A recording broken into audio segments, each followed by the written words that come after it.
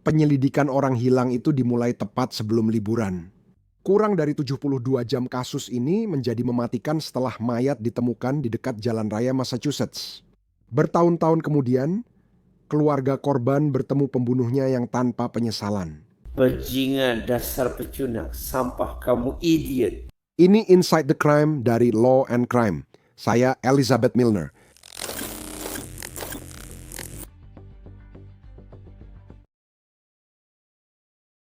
Ini bukan serangan acak. Para detektif segera menyadari kasus ini pribadi setelah korban alami lebih dari 200 luka tusukan. Tanggal 18 Desember 2021 di Woburn, Massachusetts, Shirley Pringle bersiap untuk kencan malam Sabtu. Kabarnya, dia sudah berpacaran dengan pria ini selama beberapa bulan. Dia bertemu dengan pria itu malam itu, tapi setelah itu dia tidak pernah terlihat lagi. Keluarga Cheryl bilang pria itu mengaku menurunkan Cheryl pada Minggu pagi, tapi putra Cheryl membantah karena dia di rumah semalaman. Cheryl biasanya tidak pernah menghilang atau putus komunikasi, apalagi dengan putranya. Keluarganya segera melaporkan ia hilang. Pada Minggu, 19 Desember tidak ada kabar darinya. Keluarganya menemukan ponselnya pada Senin, 20 Desember, tapi ia masih belum ditemukan. Namun, pada hari Selasa itulah putra remajanya masuk ke dalam sebuah situasi yang tidak seharusnya disaksikan atau dialami oleh siapapun. Hari ini, Selasa 21 Desember, kami di Saugus, Massachusetts, di Jalan Raya 107. Ini lokasi Jamani, putra Cheryl, menemukan jasad ibunya. Keluarganya mengikuti jejak terakhirnya. Mereka menelusuri jejaknya ke sebuah jalur menuju area rawa, di mana mereka pertama kali menemukan tas tangan Cheryl, dan hanya beberapa meter dari situ, jasadnya ditemukan. Hampir seketika, para penyelidik menyimpulkan kematiannya, menunjukkan tanda-tanda adanya tindak kejahatan. Mereka perlu mencari tahu dengan siapa Cheryl terakhir kali berkomunikasi. Orang terakhir yang melihatnya hidup adalah pria yang dia temui untuk berkencan. Keluarga Cheryl sejak awal sudah mencurigainya. Dia mengaku menurunkannya, tapi detektif cepat tahu itu tidak benar. Tanggal 22 Desember, sehari setelah jasad Cheryl ditemukan, petugas berpakaian preman menemukan Bruce Maben, 44 tahun, pria terakhir yang melihatnya hidup. Aduh.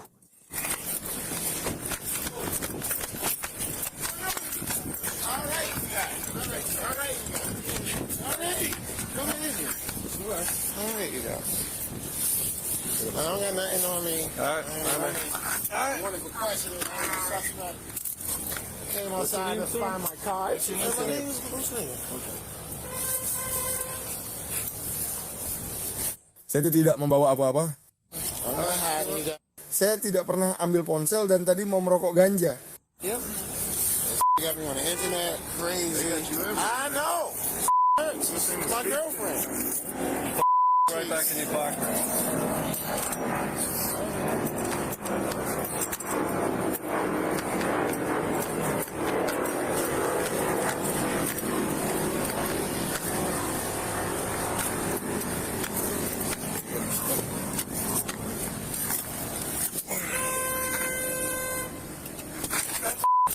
Back up.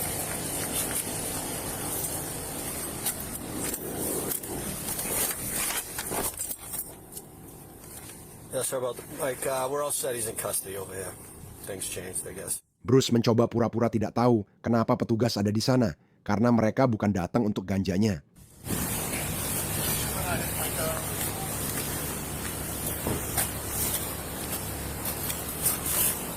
Nick, it's running if you want to move it. I don't know if she can get out. Where they going with this accident? Let me call. Enggak, maksud saya sempat mau telepon pengacara karena mereka bilang, saya nggak tahu, mereka bilang saya bukan tersangka, tapi saya keluar rumah dan mobil saya hilang. I'm just going to advise you right not to speak.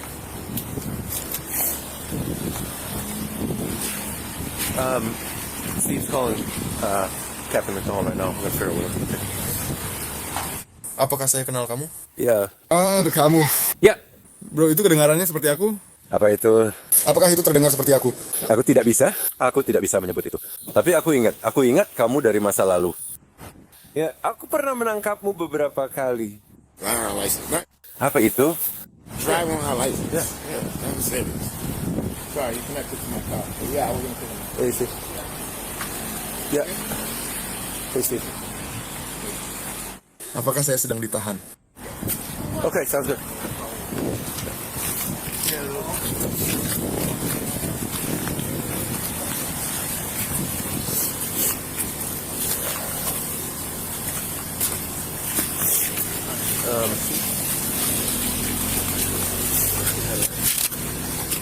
company front? Yeah, we can't do that for politics. Actually, let me double up though, so they don't get tight. All right? Saat menuju kantor polisi, Bruce terus bicara meski sedang dicari untuk diinterogasi dalam kasus pembunuhan. Baik, saya akan membawanya ke barak. Apa yang sedang kamu coba lakukan? Matikan suaranya.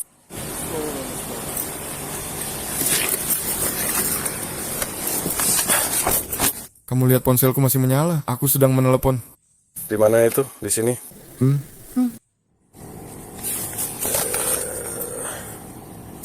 Tidak, ini mati. Sepertinya mati kan?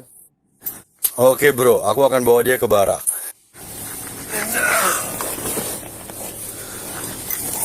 Mereka akan merawatmu di sana.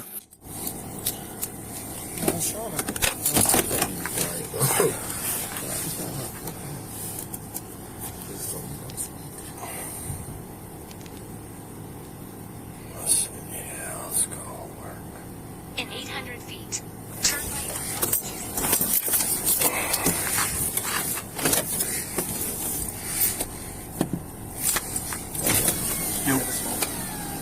What's that? Ya. Grab it.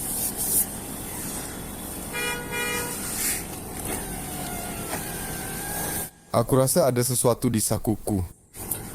Mereka mengamankannya dan akan memberitahumu apa yang terjadi.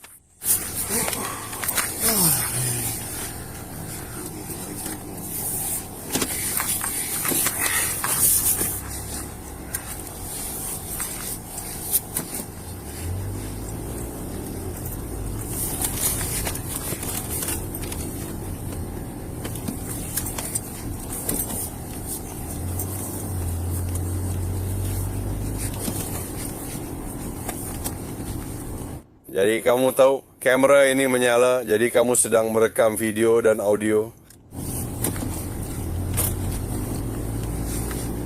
Turn right on Massachusetts. Bagus. Suara apa saat kamu duduk tadi? Itu kursiku. Kursi, ya.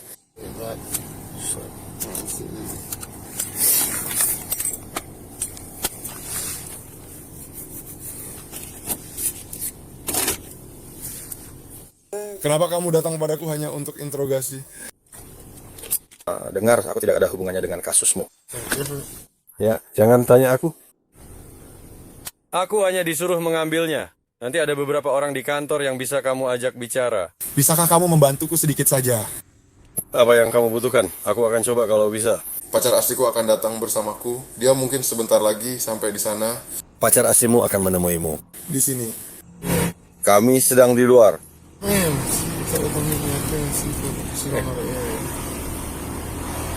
Apa yang harus kulakukan? Menelepon atau memberitahu dia? Aku akan menelepon dia. Dia sudah masuk. Aku akan telepon dia saat kita kembali jika kamu mau.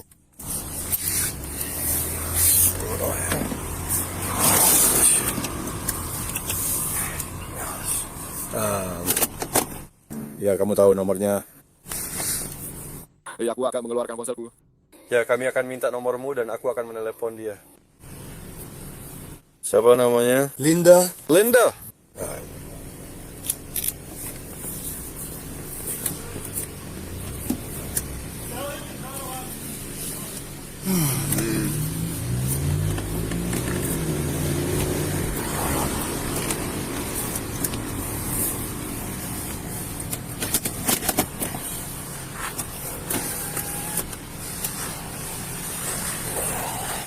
Semua mobil sekarang terekam kamera. Saya hanya punya kamera tubuh, tidak punya kamera di mobil patroli, tapi semua orang lain punya.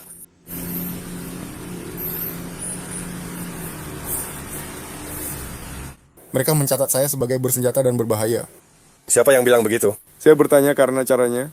Tidak ada yang bilang begitu.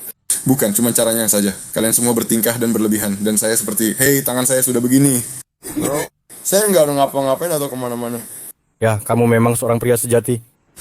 Kemana cewekmu membawamu? Dia mau pergi makan siang? I want to talk, yeah. I mean, it's, it's been hot. No fire. It's on my face. Semua orang mengenalku di kota ini, jadi semua orang juga...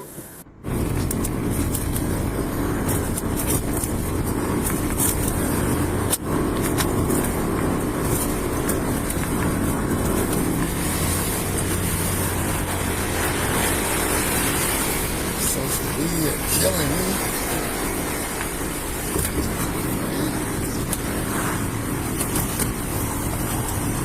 Apakah anak-anaknya sudah di sini? Anak-anak yang mana? Anak-anak yang ingin bicara denganmu? Aku nggak tahu apakah mereka sudah di sini. Aku nggak tahu. Mereka belum di sini karena belum tahu kapan kamu menurunkanku. Benar, mungkin mereka belum sampai. Aku ragu mereka secepat itu kecuali punya helikopter.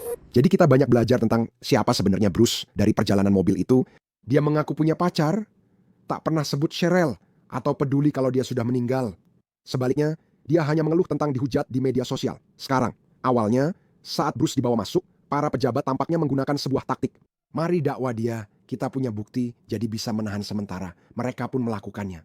Mereka menangkapnya dengan tuduhan pencurian di atas $1.200, menghilangkan barang bukti, dan menghalangi proses hukum. Selama proses ini kita harus mencatat setiap kali kita melakukannya.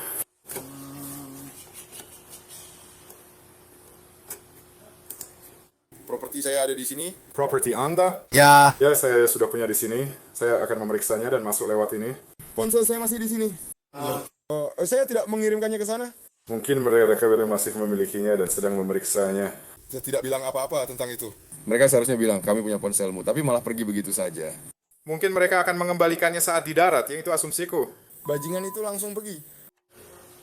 Oh, kamu tahu detektif lain di sini dari Sargas?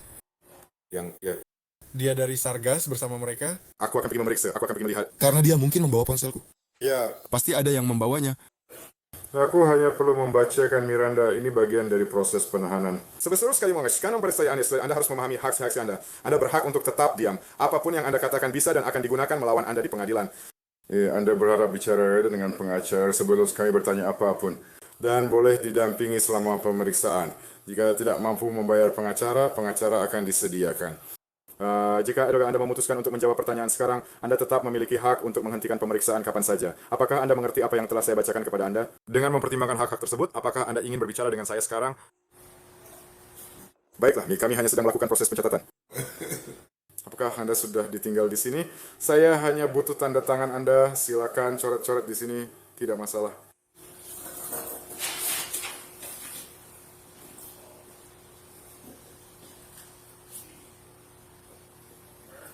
Baik ya, terima kasih.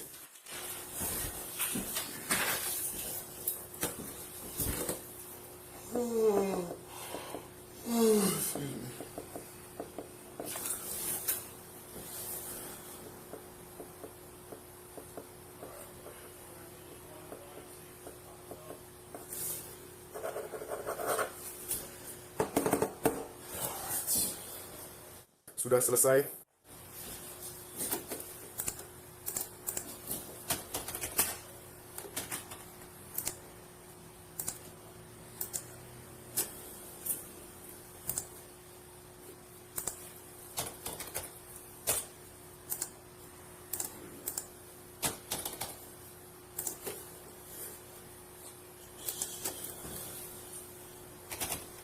Dasarnya untuk catatan, siapa yang tadi kamu telepon? Pacarku. Pacar. Iya. Baiklah.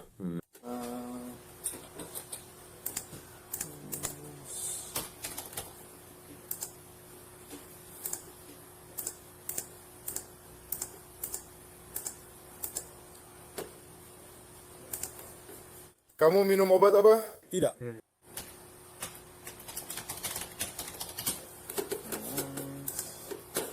Ya, jadi pertanyaan pencegahan bunuh diri adalah apakah orang ini baru-baru ini mengonsumsi obat atau narkoba? Tidak. Ya, sudah, oke. Apakah Anda pernah menjalani perawatan psikiatri? Tidak. Apakah Anda pernah mencoba bunuh diri sebelumnya? Tidak. Baiklah, apakah Anda sedang mempertimbangkan untuk bunuh diri? Tidak. Baiklah. Siapa? Katanya aku sudah mati bunuh diri. Bukankah itu gila? Mereka punya fotoku di internet bahkan di kuburan. Seolah di sanalah mereka menemukanku. Hah? Itu gila banget.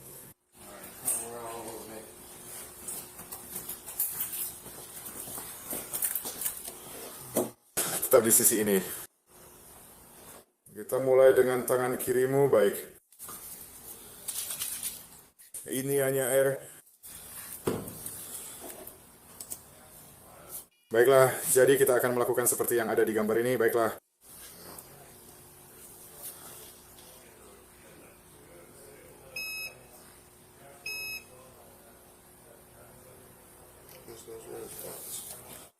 Ini hanya... Tepat di sini. Ya. Baiklah, di tangan kanan.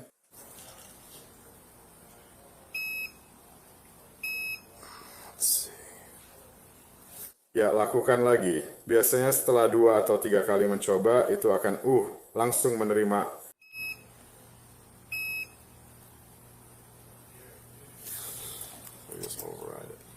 Baiklah, jadi seperti karate, menebasnya atau sisi tangan penulis.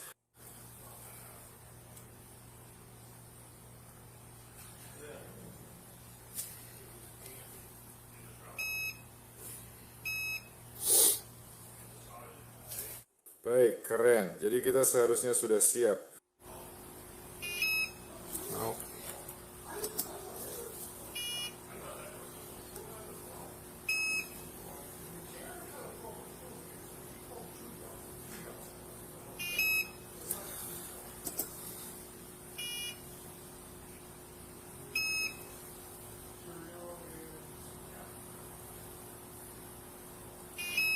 Nah, begitulah.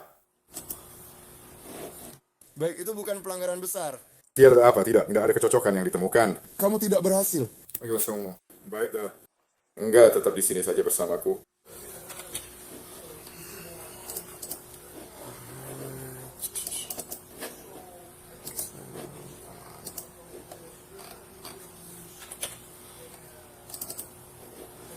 Amerika Serikat, simpan dan kirim.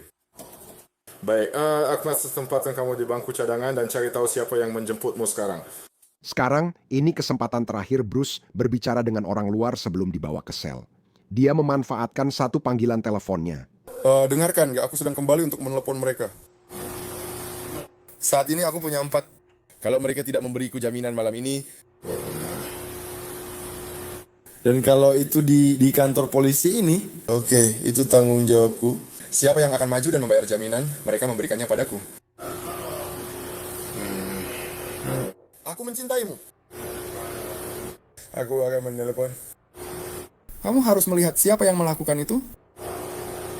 Kamu harus melihat siapa yang melakukan itu.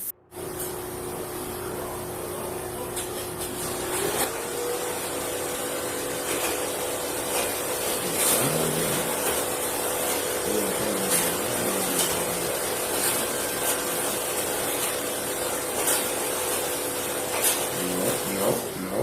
I was keeping it off. They said no. They said people talk. The streets are talking.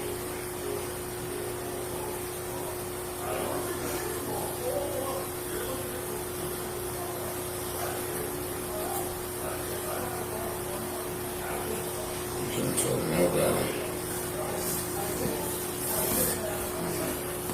Oh, baiklah.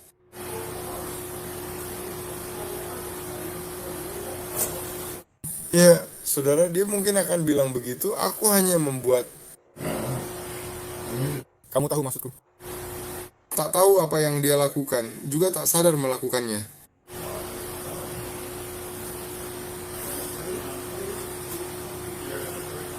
Baik, mereka akan menaruhku di sel, biarkan aku dipindahkan. Aku akan coba meneleponmu dari sel dan lihat apakah mereka punya... Baiklah, dan aku cinta kamu. Semua sudah siap. Baiklah, keren. Baiklah, jadi sebelum masuk ke sel, apakah sepatumu punya 2 tali? Ya. Kamu harus melepasnya. Oke. Sepatu? Ya, sepatumu, apapun yang ada tali serutnya. Baiklah. Lalu aku akan meletakkannya tepat di depan selmu. Oke, begitu juga dengan tas barang-barangmu. Dia. Aku tahu itu hanya kebijakan, bro. Kau tahu. Aku nggak mau bunuh diri.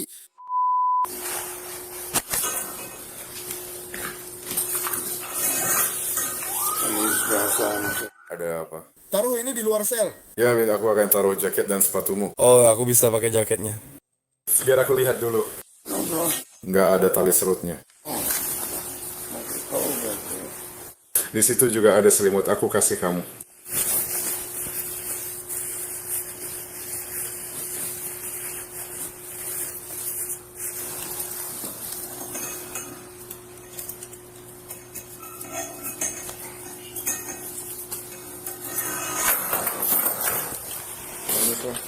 sebentar.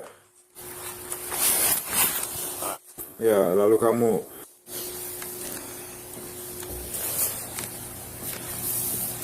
letakkan saja di sini. Dan setelah itu kamu akan masuk. Oh, iya. Kamu bisa memakai jaketnya. Kamu mau selimut. Itu juga keren. Ya, tetap di situ saja. Apa kabar tentang aku? Aku akan cari tahu untukmu sekarang. Aku akan memberitahumu, bro. Oke. Bruce hadir di pengadilan dan mengaku tidak bersalah atas tuduhan pencurian, perusakan, dan menghalangi keadilan.